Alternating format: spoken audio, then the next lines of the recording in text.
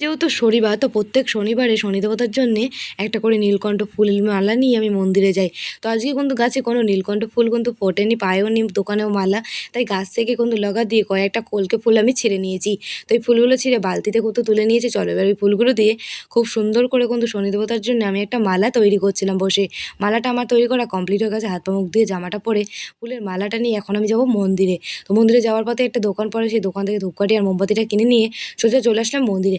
তো মন্দিরে এসে দেখি অনেকেই উপোস করেছে, এখানে অঞ্জলি দেবে দেখে সবাই বসে আছে। ঠাকুরমশাই কিন্তু চলে এসেছে। তো ঠাকুরমশাইয়ের কাছে কিন্তু আমি প্লাস্টিক থেকে ফুলের মালাটা বের করে ঠাকুরমশাইয়ের হাতে দিয়ে দিয়েছি।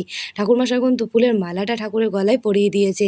তারপর কিন্তু খুব সুন্দর করে এখানে নিয়ম নিষ্ঠা মেনে শনি দেবতার পুজো হচ্ছিল। তো আমি এখানে কিন্তু একটা ধূপকাঠি আর মোমবাতি ধরিয়ে নিয়ে ঠাকুরের সামনে কিন্তু আরতি করে নিলাম। তো আরতি করে এখানে আমি একটু নমস্কার করে বসেই ছিলাম, তার কারণ ঠাকুরের প্রসাদ নিয়ে আমি যাব।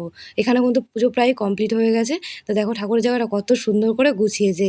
তো পুজো কমপ্লিট হয়ে গেছে, তাই ঠাকুরের সব ফল টলগুলো কিন্তু ভেতর থেকে প্রসাদগুলো সব বের করে নিয়েছে। এখানে সিন্নিটা মাখা হচ্ছে। তো আমি এখান থেকে একটুখানি ফল প্রসাদ আর একটুখানি সিন্নি আমি নিয়ে নিয়েছি। সিন্নি প্রসাদ খেতে আমার খুবই ভালো লাগে। তো বন্ধুরা, শনি দেবতার এই ভিডিওটা যদি তোমাদের কাছে ভালো লেগে থাকে তাহলে একটা লাইক করে দিও। শনি দেবতা